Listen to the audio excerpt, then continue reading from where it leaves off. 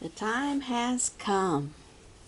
I got my 6 new tarantulas, and now that I finally have the time, I can make this video. Judging by the letters there, can you figure out what kind of tea this is? I've been wanting this one for a while, ever since I've seen pictures of it. I'm like, I just think it's absolutely gorgeous. So let's have a look.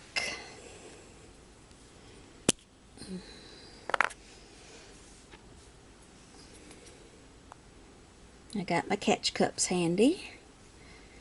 You never know if you're going to have a runny tea.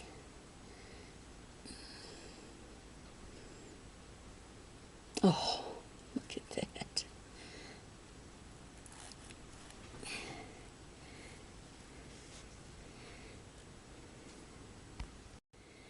Well, what do you think it is?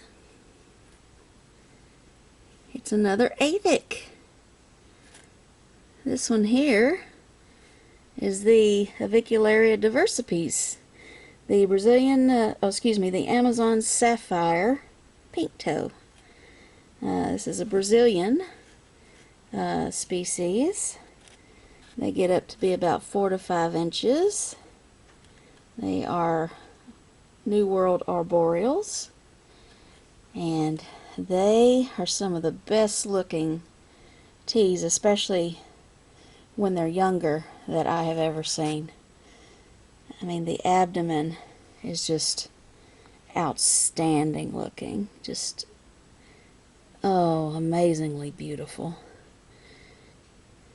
Right now it's kind of a little bit on the drab side at the moment, but that won't take long for this one to show its gorgeous colors. I mean, you could see the pattern on the abdomen is already there, but the colors aren't fully there yet. So this one's just about a ½ inch. And just like all avics, this one is absolutely adorable. Oh, and alive and well. Very cool. Alright, so I'm going to put this one back and show you what the next one is. AI.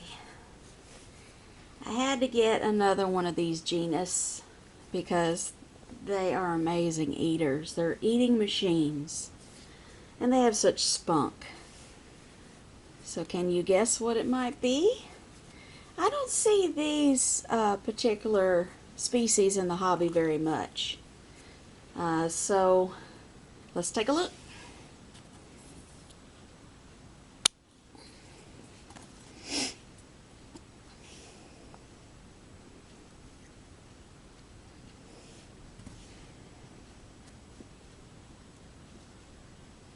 Oh, look at that. This is the Acanthoscurria insubtilis, the Bolivian orange striped knee. They are terrestrial, New World, and they get up to be about 5 inches. So I just had to get another Acanthoscurria because of the way they eat. But there you go. Oh, aren't they precious? Oh yeah, and this one's about the same size as the avic here, about a ½ inch. Yeah.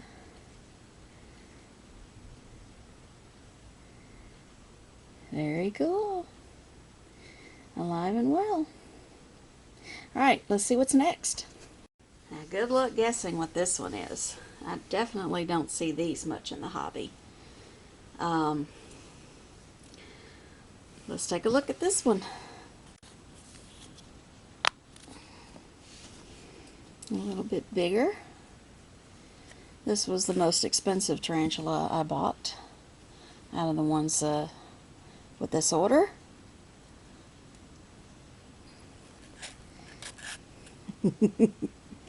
Look at that. This is the Cachiana brunipes, the Brazilian dwarf pink leg. This is another terrestrial New World. It's a dwarf species. It grows up to be about 3 inches. The good thing about these, besides their looks, are their appetites. They're not picky eaters. They're scavengers. They're willing to eat prey that is either dead or alive. And they get to be very beautiful. They get the, well, as you could see, this one already has the heart-shaped mirror patch on the abdomen, but the legs turn a real nice pink color. It fades as they get older, but they are very beautiful. So yes, and very fast. Yes, very fast. Okay. Look at that. Very lively. Yeah. Isn't that sweet? So this one's about 1.5 inches. I love that mirror patch.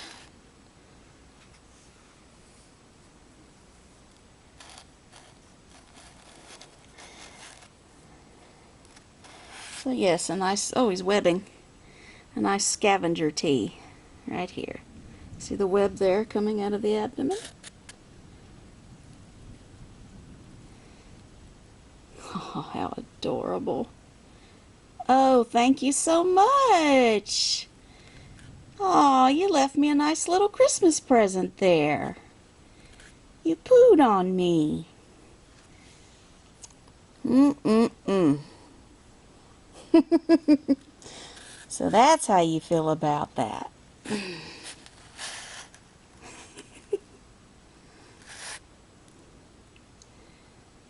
Well, there you have it, folks. This one's going to be fun, I can see right now. A very adventurous spirit. So, let me clean this poo off of me and put this one back and see what else we got. Alright, here's the next one.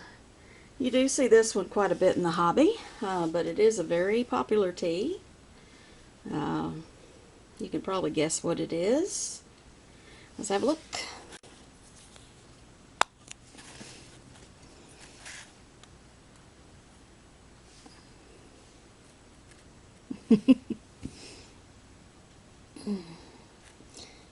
Definitely will need a catch cup ready for this one.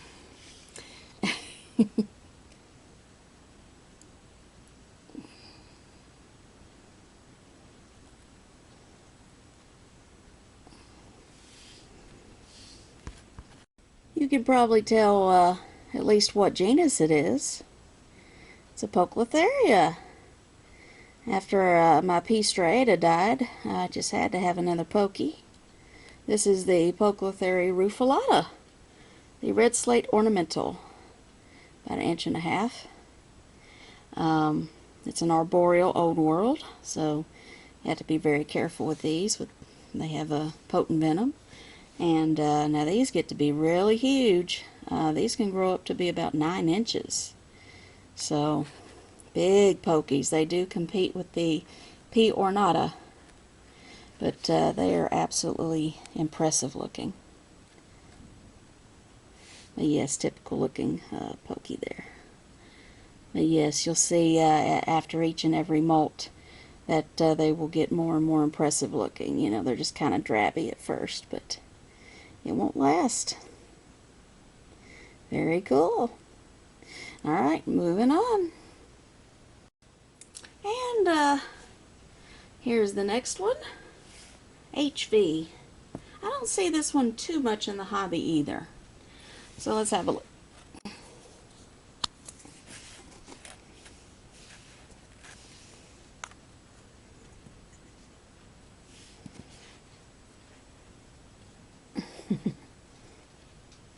Another live and well. Oh yeah, you can already see the patterns on this one. Now I could be butchering the name on this one. Let's see, Heterophily villosella, the Tanzanian chestnut. That's an African species. It's a dwarf, old world terrestrial. However, these do like to burrow quite a bit. If you don't create a burrow for them, they will make one themselves. Very heavy webbers. So, if you like teas that web a lot, get this one. So there you go. I love how you can already see the patterns on the carapace and the abdomen there. That's really cool. So yeah, awesome. Alright, I have one left. And I got one of these last time, so I got another freebie because these are just cool teas to own. This is the pumpkin patch, so it's going to be very tiny, just like the last one was. So it's just, you know, some teas it's always good to have another one, just in case, you know, in case one dies on you. You know, it's always good to have another one. Oh yeah, just as small as the other one. Just a real tiny little baby. And another alive and well one. Yeah, another New World and likes to burrow as well. So, and another dwarf species. Very cool. So yeah, got my second one. Alright, thank you Kelly Swift. All alive and well. And so now I'm going to work on getting their enclosures now that I know exactly how big they look. Alright, stay tuned for that. My Heterophily villosella is already webbing like crazy. Just in that vial right there. That should tell you right there how much these guys web. And as you can see, I've already got its enclosure made. I got some cork bark, a little hide there, and plenty of substrate for it to burrow in. And there's holes on the lid and around the enclosure, and a little water bottle cap for it to take a drink out of. So as far as humidity goes and all, you just kind of treat it similarly to an OBT. You know, they're an African species, so they don't require a lot of humidity. I just put extra in there for it just to have an extra drink because it had been traveling. So let's go ahead and before this one just completely decides to web itself up in there, go ahead and take it out. Let's see. I don't want to shake it too much. Well, here's what we'll do.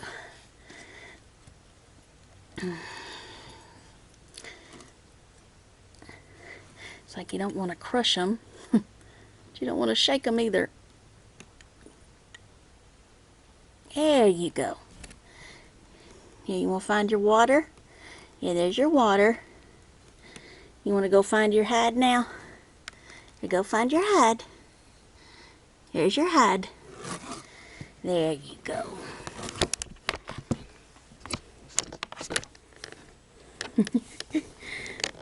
Well, that went pretty well.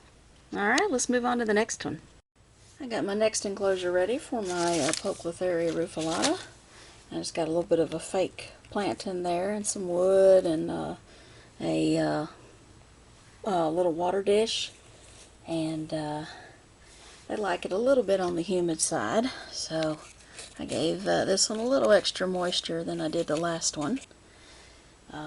And have an arboreal setup, even though younger pokies seem to like to be more terrestrial when they're younger, but it won't take long for it to want to be arboreal on a regular basis. So I'm going to put this one in there, or at least try to anyway, and see how that goes. Now this enclosure is just a little bit big for this tea. But you know, that way I won't have to transfer it as often, and it could just stay in there a while. And I got plenty of holes in there for ventilation, which they will need.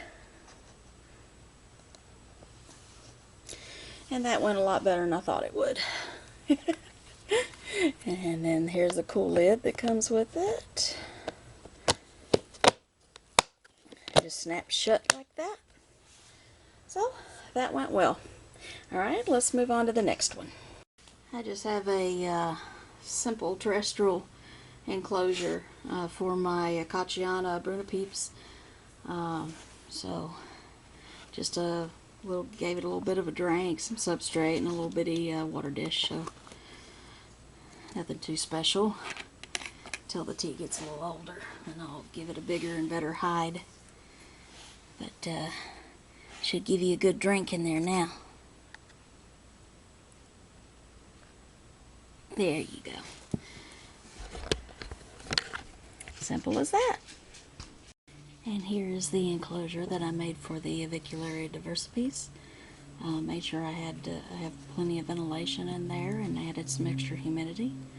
This tea is too small to have a water dish, so I just gonna have to make sure I spray the enclosure on a regular basis, and just got like a little fake leaf in there for it to climb on and stuff, web up, whatever. So let's go ahead and put this one in. She was grooming until I interrupted her mood. So let's see if I can get her out with this.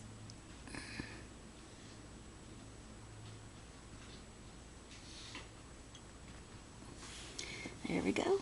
Easy as that. Alright, I think I have one left to, no, maybe two left, I think, to house. Okay, next.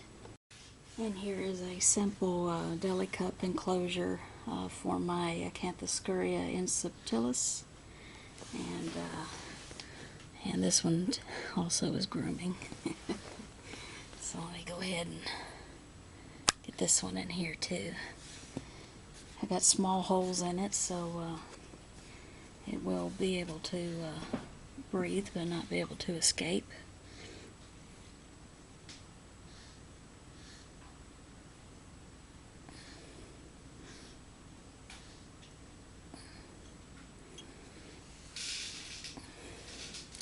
And again, this one is too small to have a water dish, so there we go. So I just need to be on top of keeping it hydrated by just spray misting the enclosure. So there you go. Alright, one tea left, and it's my pumpkin patch. Now I'm going to work on putting the pumpkin patch in its new home. Just a small vial here with some substrate, and I already sprinkled some water in there for it to drink. And there's plenty of holes here in this lid. Not too large for the tea to escape, not too small either, so the tea can breathe. So I'm just going to put this real tiny little thing in there, just like with the other one that I have. So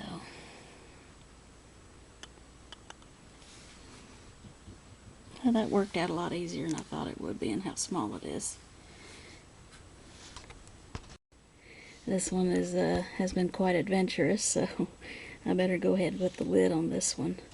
But I want to thank you all for leaving such kind comments for me on my Pokey Death video.